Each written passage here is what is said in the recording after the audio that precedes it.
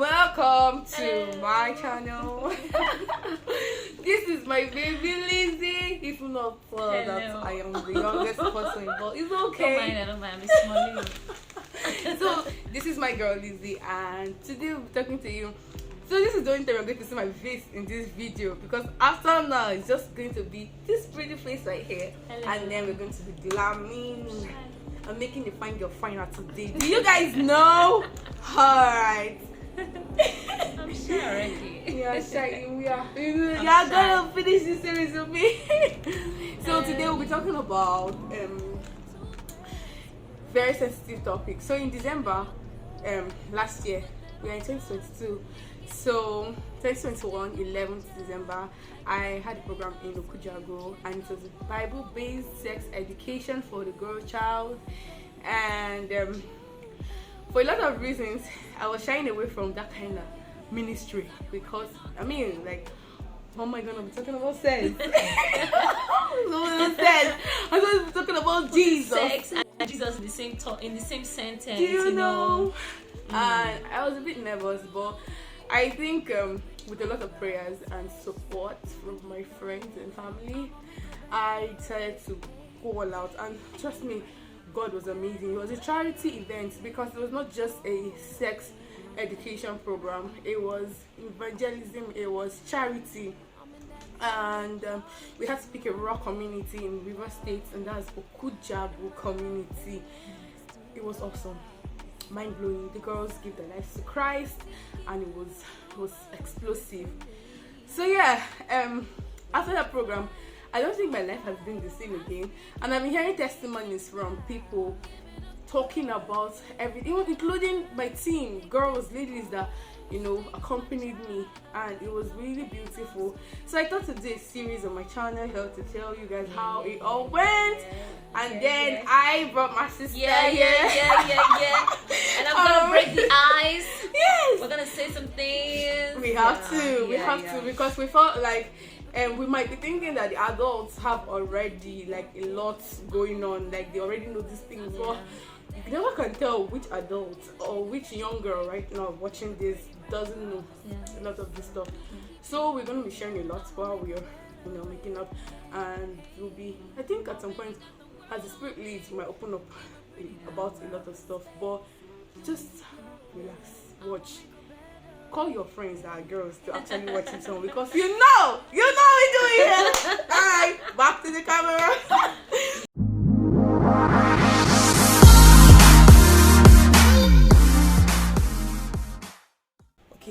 In 2019, I was praying with a friend at her house, and the power of God broke out in the room, and I was on the floor, because the power of God was too strong in the room, and you know, like, things were happening, strange occurrences. And then that was even the period when I wasn't sure if I was even hearing from God, if I could hear from God even as a believer, or how many years. But right there on the floor, I heard God audibly talk to me. You know how you know somebody is talking to you, that your natural mind can't conceive this thing? And God started talking to me about whole by grace. That was what he called it. And he was like, I know you've known, like, he was telling me that I know I've told you since that you have a ministry to women, and whether you're trying to shy away from it or not, but the point is, it's not just women who are prim and proper trying to hold, you know, big conferences and all that. You have all of that, but you are specifically called to a particular set of women who are broken, who have no idea why they were even born in the first place. Like, they feel like it's a mistake, because everything that's been happening in their lives so far has just been one tragedy to another. And I was like, God, if it's about broken women, hello, excuse me. Were you not here? Were we and you not here when all the things that were happening? Who carried? Usually when I have such conversations with the Holy Spirit, it's almost like fight. Because we're quarreling back and forth. Back and forth quarreling. It's like, were we not here? Were we not? How did you joking. Yeah, it's like you're sending me to do what this. And he was like, I'm sending you to women who are broken. A lot of them you meet them as prostitutes, and some of them you meet them. You just said, in fact, some of them said will be in disguise. It doesn't matter how they come, but you are responsible for making them see that I love them. Like it doesn't matter. It doesn't matter what they've done, where they've been, what they've been through, or where they are right now. I love them, and I am intentional about their lives, and I want them to be better, especially young girls who are also growing up. You need to meet them while they're still young. And I was like, hey, okay. I'm not arguing with you, but I hope you all these things now. It will not be like I sent myself when I just not like that fear Moses had when God had told him to go to Egypt and tell Pharaoh to let my people go. Moses was like, you sure? You sure said you go like follow me you go like escort me small. And that's how I felt then. But I was like, I mean, okay. You know, when God was talking, I was actually thinking that the futuristic something, so it wasn't like something that was going to happen so soon. This was 2019. Then 2021, like I as a 2020, I knew I wanted to go for MBGN. That one would be gist for another day in this channel, because all my preparations. As people see me, if you see me that time, I lost weight. I was very serious with MBGN.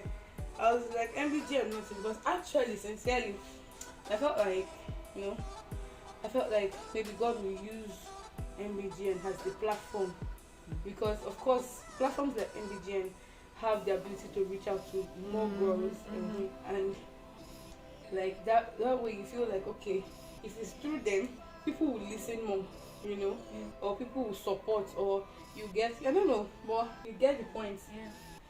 And I was like, okay. Well, I that was reason basically why I wanted to go for MBGN and Miss World, was to be able to get the platform to be able to touch lives, more ladies, get more. For me, it was more of getting young ladies to find purpose and clarity in life early, like quite early. Like when you're looking at me and you're inspired, you're not just being inspired by my fashion or whatever it is I'm doing. So it was basically the idea for me, and all of a sudden, boom, God be like, yeah, I got you, but not MBGN, because I actually I went for MBGN, and I don't know if I'm going to show pictures, but you guys have mercy on me if by mistake I show you pictures. It was more of a, God, how do I do this?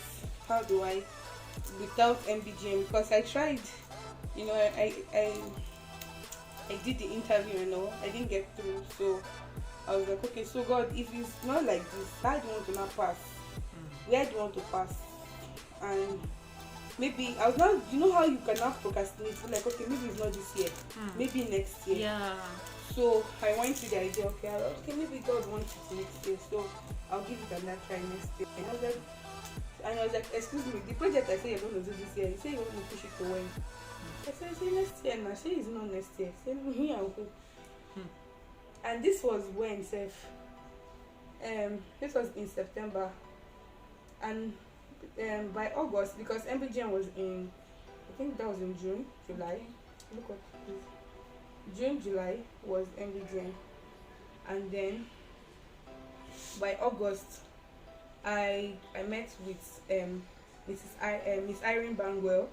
She's the founder of Raising 10 over 10 girls, actually.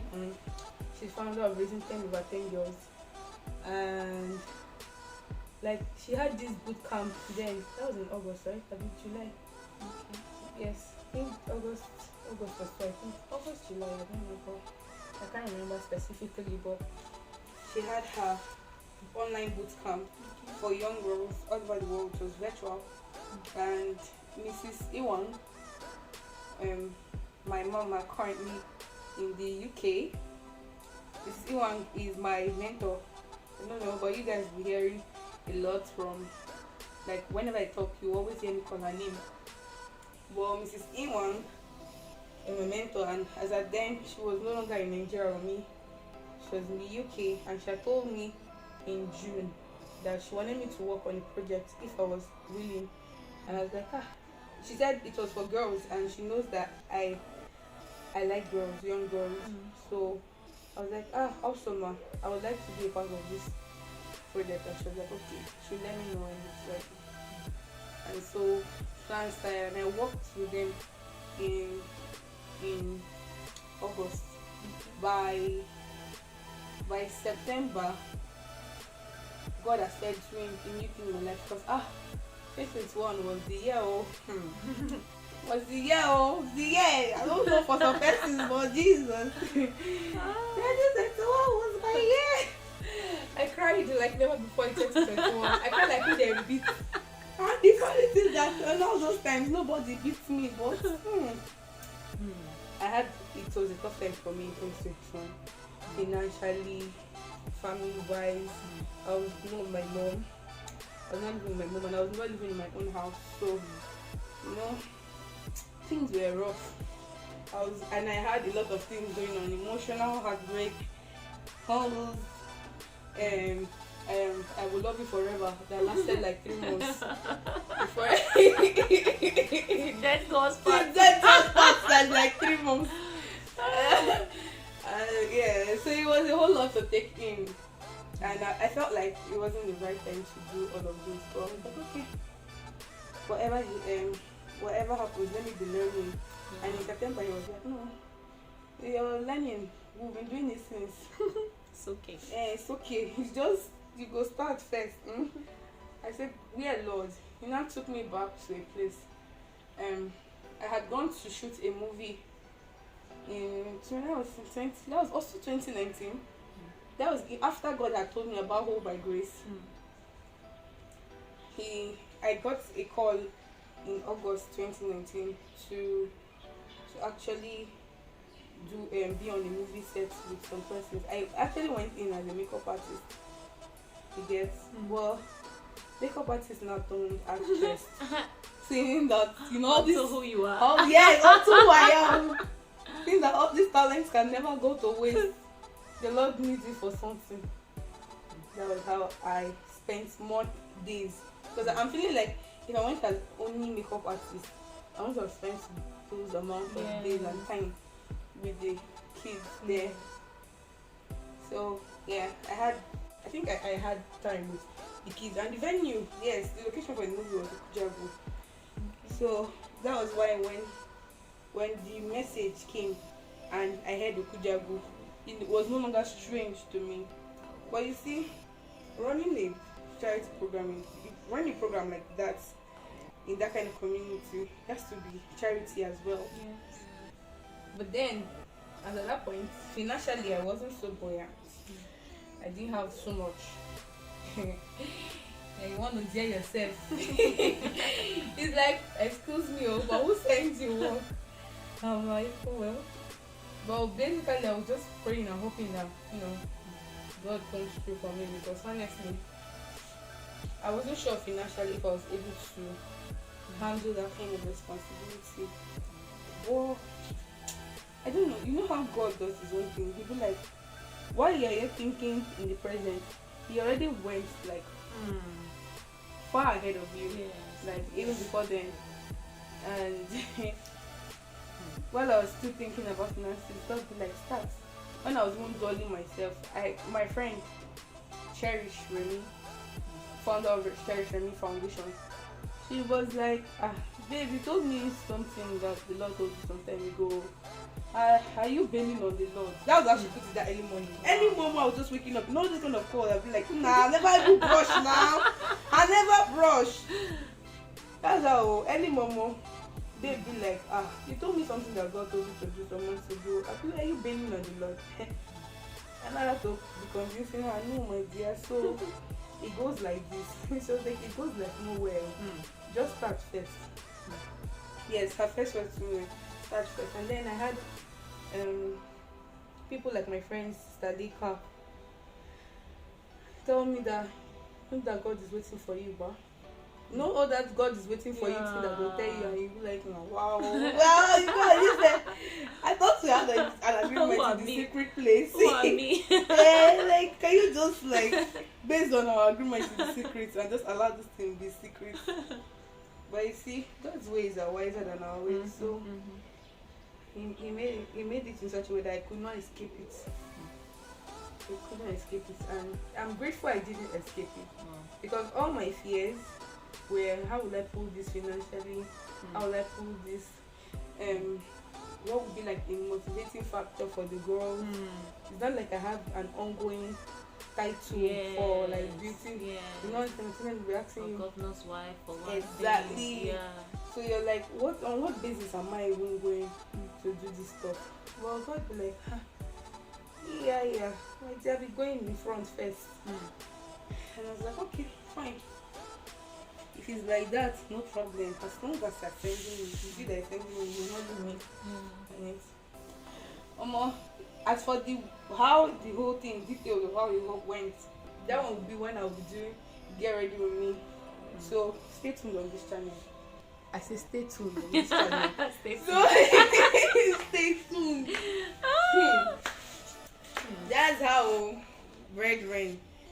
I was, the program happened with lots of support and sponsors, and I really want to thank everyone who reached out that period, who sponsored. Like, it made vetting this vision easy. Yes, because it was a lot harder emotionally, psychologically, and I had a lot of battles going on then that I would share later on this channel. But it was looking like it was impossible to really run a program of that magnitude with all of the things that were going on. Yeah, because it looked like everything was going on wrong. But then God was very specific about what He wanted, and what He wanted was what He would get. So I had to follow through. And to God be the glory. To God be the glory. I'm really, really grateful to God that I really obeyed, because right now I'm just thankful because of the things I discovered by the time I went to the community to do this program.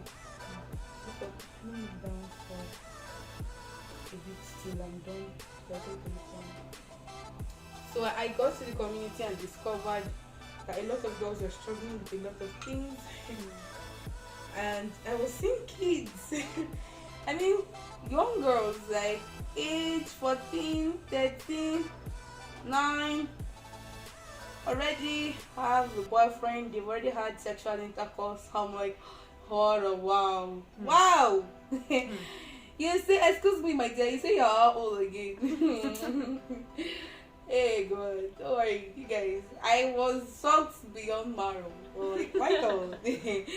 I said, Jesus, your children, Lord. He said, yes, look up with them. And I was shocked, because why you thinking that life was worse until you now realize that some children do not just even know what sexual purity or abstinence was from an early age. So it's just that they started growing, and they started noticing that some parts of their body were growing, and the boys were liking it. And yes, they gave in to all this kind of. Honestly, I was pained. I was pained, and some of them were like, they were not even sure that it was a bad thing. Like, for them it was like everybody does it. And I'm like, oh no, not everybody does it. That does not include you, my dear. And yeah, we had sessions with the girls. We spoke to them. Thanks to Miss Irene Bangwell, the founder of Raising 10 Over 10 Girls. She gave us her doodle book for free to use for all the girls. I mean, all her doodle books from age 3 to 5 to 15 plus. And every other guidance, every material we used was Mrs. Irene. It was Miss Irene Bangwell. You know, she was one who wrote them herself. And like, it helped me, because I felt like those materials, when I saw them during the boot camp, because we as chaperones during the boot camp, we had the opportunity to read those books, those doodle books, and I felt like, what better manual, or would I say call it scheme of work or curriculum to teach such things, Bible-based sex education. if not because she's really gifted and she writes it in such a way that because it's the girls who are reading it. So she writes it in such a way that each age group can read it and understand. So even you as the person teaching that class, you can also understand, you know, if you're confused. It was really amazing. But then getting to meet the girls changed my life. Like it changed a lot of things about my perception about life and all. I knew why this was now in the heart of the Father. Why God didn't want to wait for any man earthly title or platform to do what he wanted to do. It's like we're not waiting for anybody to validate this thing we want to do. It's already what we want to do and we get it done. Yes. And that was how like God came through. We did it. And in the course of that whole thingy, when I came back, I called Lizzie the beauty. Hello. Right here. Of course, she knew about the whole Kimmy and the whole thingy, but yeah, we started talking about things that the girls, because I was shocked, I was expressing my shock that girls who were like 13, 14 already had sex. Girls who were 11, 12 were no longer virgins. It's either they were being fingered or something. Yeah. They had boyfriends. In fact, anyone that didn't have, like, she was going through heartbreak. Yes. I remember a 14-year-old girl telling me that she was heartbroken that her boyfriend was.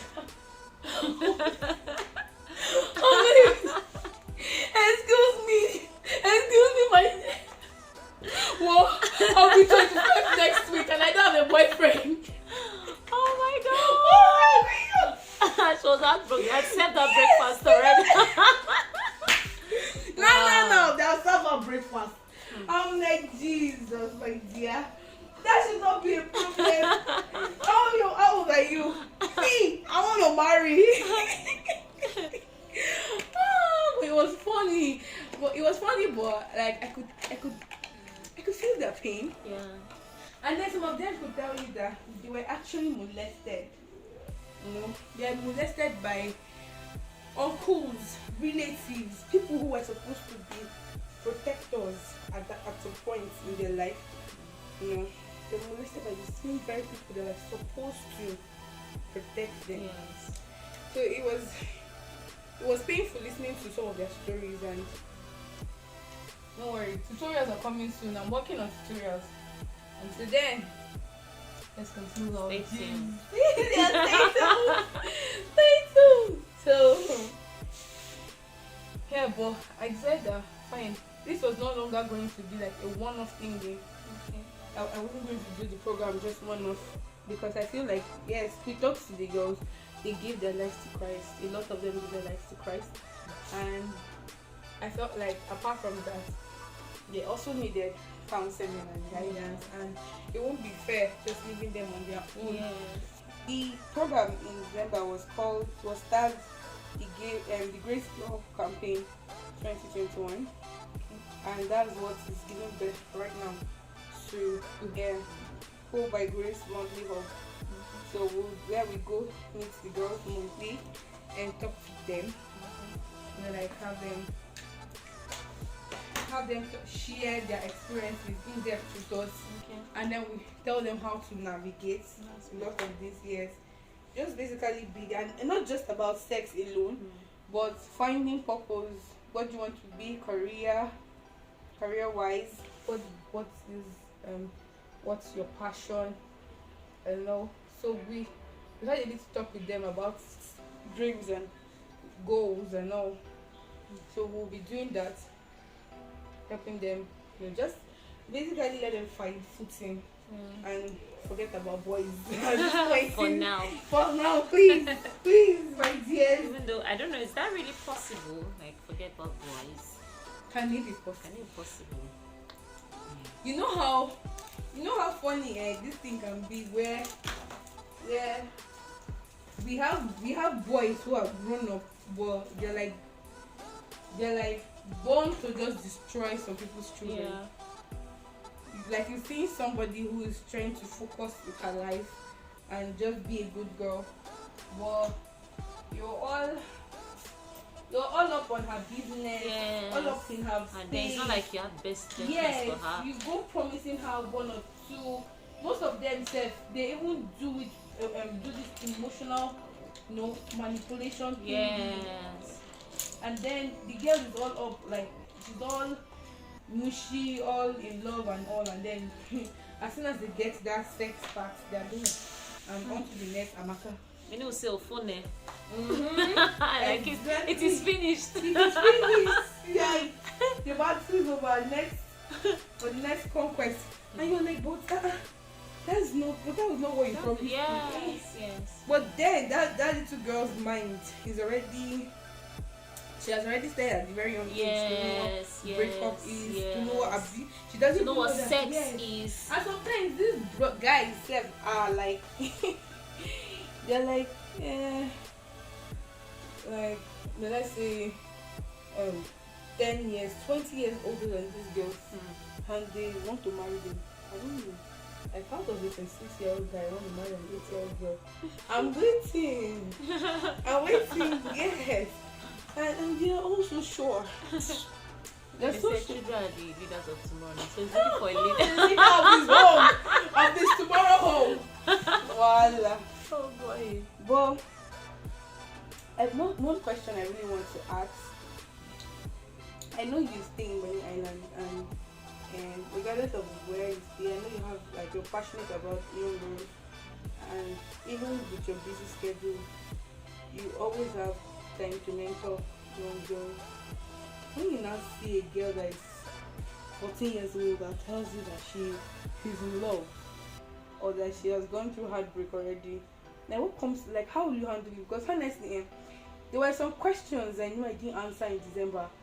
I was stunned because I'm like, just couldn't believe it. let me go and think about it. Like, I know I was going to meet this year, and that was what bettered the Hope by Grace hub. Okay. Is that if there are any thing. questions that I can't answer immediately, I go and I come back, like, with either people who can answer or the wisdom to answer.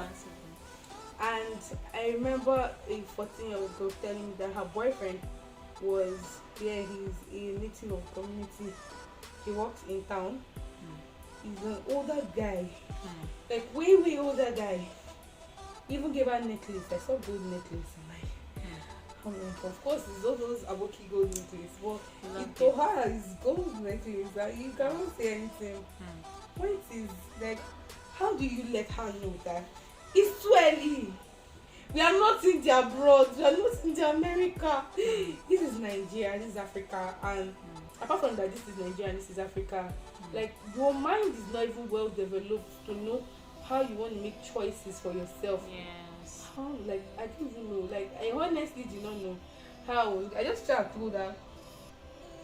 I didn't even tell. I didn't even say. I was more on the don't worry, God loves you, Jesus loves you. I was more on the evangelist part. Like, I wasn't sure I was ready to tell her. So, like, what? Like, in that kind of stuff. What am I gonna do? Am I gonna tell her? Well, okay. So I think this is a very, very, very. I don't like using the word dicey, but something that's based on wisdom, right? And now there's a way you address or talk about things that people don't know, especially when people don't know the borderlines of things, right? When you talk to them about those things, they get defensive. Very. Yes. So you don't want this particular person to get defensive, right? Yeah. So first of all, it is that I want to know why, but I can't necessarily ask why, because there are questions that you get the answers as you communicate, as you talk, yes, as you relate to that person. You cannot tell, okay, is it based on maybe a childhood abuse, that, or is it that the parents were just very negligent about the child, and all of that, or peer pressure? It could also be that, right? So I think over time, one of the things that I have done, or I try to do in my little and with the few people, teenagers that I've come across, it is that I try to just give them a listening ear. Now, this is not done in one sitting. You can't do that in one. So first of all, when someone even brings that kind of thing to you, normally I don't give that initial quick advice kind of thing. Yes, I try to make her feel It does. Okay. I try to make her feel like, okay, you're not bad. That's yes. I try to take the spotlight off from her, so she does not feel condemned. She does not feel like she's being judged. You get so I feel through with her. I talk like, this your boyfriend. He's really taking care of you. It's nice though. You understand? What does he do? You understand? From there, just that started. You get. Then I cannot even begin to know whether these guys actually, whether they're actually having sex. Do you understand? Because I know that there are people who or that could be 1 in 100, where maybe the guy has an interest in the girl and the parents are aware. Maybe the age difference is not so much, just likes the girl, and parents are aware and they are just doing their thing, and both of them, because I know of people like that, right? Where there's no sex involved. Do you get it? So I feel like we should also not be in that hurry. Yes, that hurry to just assume that once two people are in a relationship, no matter their age, that they're having sex. You want to know, you want to be sure of that one. So now, like I said, it's not in a one sitting kind of thing, right? It's not a one sitting kind of thing that you just say, okay, I sat down with this person's 14, she has a boyfriend, and then you just start dishing out the advice. No, you have to build. She has to be able to trust you enough so that you can be able to walk her out and walk her through the process of coming out of that kind of relationship, especially if it's a relationship that is based on sex. You get. And the truth is that majority of this kind of relationships where you have the guy is much older and then the girl is young, most times there's sex involved. You get. So you want her to be able to trust you enough so that she can, how do I put it now? So first of all, she does not feel judged, she does not feel condemned, and then you can walk her through the process of leaving that relationship. It's not because the aim is not to get out of the relationship. The aim is to make her whole in herself. Do you understand? So that she's not leaving that relationship and then 2 months later she can't withstand the pressure. She goes back into another relationship or back into a relationship with that guy. Do you get? So I think that's for me. If that kind of situation is brought to me, this is one of the ways that I would go about it. Okay. Yeah. So the last time we spoke about these children here, about talking to them about like themselves, self-awareness, and all. You know, we got talking about how that we should talk to them early enough. Yes. So I'm thinking, so at what age do you think parents should start talking to their children about sex? What age? Okay, there are, I feel like there are levels to this sex education thing, right? And yes, so as soon as the child begins to comprehend things, right? Begins to comprehend things, you begin to chip it in as in little by little. Right now, a child that is maybe 2 years old can't understand what penetration is. That's like too much information at that time, at that age, right? But you also want that child, because in the teaching of sex education, it's not just the idea of sex. It's first of all being aware of your body, right? So that for instance, now I think schools even do it, where they begin to teach them that if anybody touches your breast, they show them that their private part, right? Tell them what their private part is. So you say, okay, your chest is your private, for a lady, your chest is your private part, and then what is beneath your pants is your private part, right? And then they will tell them that once the person's hand is going, there's a particular level on the thigh, on the lap, that once the person's hand is going, you understand, it becomes that's your private part, right? So you begin to teach your children, you understand, or make them aware that, okay, this is your private part too. You understand? Like, okay, for instance, teaching them how to sit, teaching your daughters how to sit down in public, right? Teaching them how to keep their legs closed. So for instance, how to cross their leg. You know, this information, it's not too because true that I think I heard somewhere that there's an age gap. I think was it 2 years? Let's say from 0, once you give birth to a child, right? Up until was it 3 or so? I can't say that this is stuff because I've not really checked out myself. But I heard that from age 0 to I think about age 3, that their brains are very sharp. So that's like their formative years. You understand? When I mean formative, any information you want that child to get, start teaching that child from that age. That's 0 to 3. Right, so you want to start talking about private parts, you understand how to sit down in public, you understand what not to wear out, what to wear in, Do you understand? Those little information, and then as they grow, you start talking to them about, okay, this is your breast. Maybe for instance, now the child is around 8, that's puberty. By 6, 7, okay, let's say about 8, because I think some children have early puberty. They start at puberty early. So from about 8, you should start talking to them about the changes they will experience in their body. The circles, that means you will not believe that for me now, I think I was already in my 20s before I got to know what ovulation meant. Wow. But like I was in my 20s, right? All I knew, like how many years I've crossed many bridges on that ovulation matter, and I didn't know what it was. I just knew that as a part. Sorry for the guys who be watching this, may look like too much, but I think it's necessary, right? I just realized that at that point in the month, I just noticed something sticky. I'm like, I'm not okay. At the point, I was not feeling like I had a disease, right? Especially, I think when I was like 18, 19, I was so scared I couldn't even tell anybody about it until later I realized I was normal. So you want to start telling them about these things. Ovulation, they may necessarily not understand what ovulation means, but just let them understand, okay, at so and so time in the month, you are going to start seeing blood begins to come out of your body. You know, those little ideas. When they become self-aware, you can then start talking about the opposite sex, right? You can start talking about sex, like the act of sex and love making, yes, and when the right time is. But you know, another thing that shapes the idea of sex and when to start having sex and all of those things could also be religious background. You understand? Because I think our faith also helps to create borderlines as touching this thing. There are people's faith that permits them to do what they want to do at whatever time of their life. Yes, as long as they are aware of their body, as long as they know, you understand, this kind of thing. So I feel like there's no, once the child is of age, you understand? And it's not for me, I told myself, once the child has started saying daddy, the moment I say the child saying daddy, mommy, I begin to teach in little ways, right? Like you notice some children, they are about 1, 2, they suck and they touch their private part. You understand? From that early, you want to start, you tap. There are things like 2-finger tap. Don't do that. That's wrong. Do you understand? So it's already built into the child's consciousness that your hands should not be on your private part. Do you understand? So recipe for masturbation. Yes, you like get. Parents don't even know. They're like, "Not small picking good." Because they are actually enjoying. There's a pleasure they derive when they are sucking and they are touching. They just don't understand it yet. Do you understand? So I don't feel like there's an age. You understand? Every parent should be aware. Aware of your child. And then also, because I think we must also state this, there are children who grow up in homes where their parents are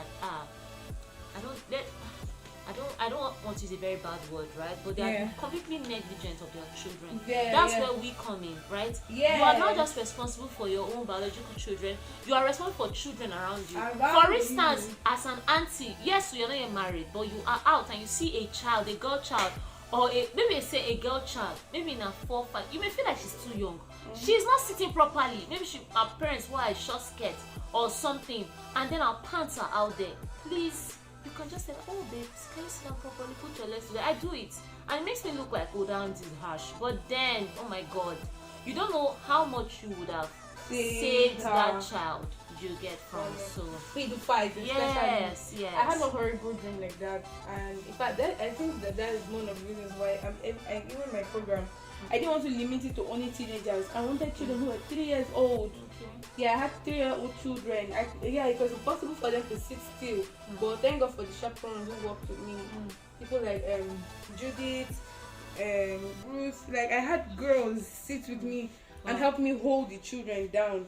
Yes, but I didn't let them to know that any uncle, even if it's your family uncle, even if it's your father, because we have cases now of fathers abusing their children. Yes. Even when I was talking to some of the girls, I started hearing things like, my daddy. I said, your daddy did who? Wait, what? I heard things and I was like, hey God, like, since when did we become like this? Like, since, I don't know, but it was really, really heartbreaking. So I started teaching the girls that, see, even if it's uncle that is in the house, but if his uncle is touching you there, please, my dear, don't hesitate to tell mommy. Don't hesitate to tell your mom, because these people, like, they will not relent. And funny enough, they don't see anything wrong with what they're doing. They don't see anything wrong with trying to spoil the child's destiny by, like, willfully touching. I heard things. I heard about an uncle, his stepfather, and a stepfather. One was her stepfather, the other one was her uncle, her mom's brother. I've heard a lot of things in this my life, and I'm like, where are the mothers? Like, where do you leave your? And growing up, we met the set of African parents that never used to listen. Yes. We met the set of African parents who took things for granted, especially complaints about family members. Yes. They took it for granted, and at some point, it damaged a lot of things before they could even get to protect us. And some persons I know, are currently suffering from literally two acts of negligence as at then. Because you'll be like, mommy, this person is touching me here. Mom will be like, how did you know? How did you know? Who told you that? It's just your uncle. That's it though. Before you know it, you are gone.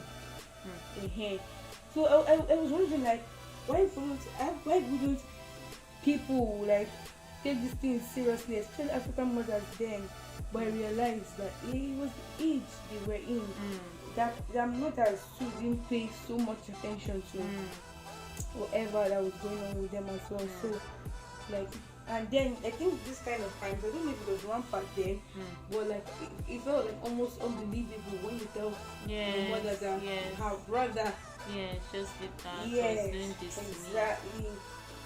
So I feel like I don't know, but I know there are lots of young girls watching on this channel, and mothers to be too. Like I feel like for every complaint a child gives, try and take it seriously. Yes, whether direct or indirect complaints. Just and even some children may not even know. Like, okay, before abuse takes place, there are signs. There are symptoms. Just like before any disease happens or anything, there are always signs and symptoms. Now I feel like we have this excuse of, I'm trying to make money, I'm trying to put food on the table, but we forget that the primary reason why you're doing all of this, because if your child is damaged, what's the money for? So you have people who are educated, who are working, but they are going through traumatic situations because of what happened, the negligence that you understand while they were children. So I feel like while you work, while you do all of these things, please, let's be sensitive, and thank God though, because I can't help but say this, that's where the Holy Spirit also helps us, because I always tell people there's only so much your eyes can see. Exactly. Do you understand? There's only so much your eyes can see. You get now you notice, for instance, now that there's this uncle, you understand, or like some very strange, you should see, I tell people everything is bad until proven otherwise. Exactly. Do you understand? I can only vouch for me, my husband, because I know he's going to fear God, he's going to love me, he's going to love my children, every children, sure, he's going to love people. You understand? I know I'm not married yet, but I know that. You understand? But then I can only speak for myself and my husband. You get? So any strange movements around me, until proven otherwise, is a sign and a symptom to abuse. Now there are children who just sit like, I like this uncle, I love this cousin, I love this person. You understand? But then you can't really tell how that person, whether that person is disciplined enough to be able to say, hey, maybe for instance now, the child is in puberty age, and then she's getting used to her body, she's growing her breasts, she's growing hips, and then she wants to flaunt a bit. It happens with teenagers. You notice teenagers, they want to flaunt, they want to for instance, they are coming out, they will arrange their hair, as we're getting old now, it's almost like it's not a good thing, but it's like, oh my God, let me just wear my knicker and shirt and just go to where I'm going. But when we're teenagers, you want to rub lip gloss, you want to come out looking fine and nice. Now you don't know the guy next door, you don't know the other guy, maybe someone in your household. God forbid those kind of people can come into our household. You understand? But then you can't really vouch for how much discipline they have. And the fear of God they have in their hearts. Would they be able to tell that child, for instance, the child comes around and she's rubbing her, you understand, she's just getting used to male company, she's getting used to the tingling feeling she feels when a man touches her, you understand?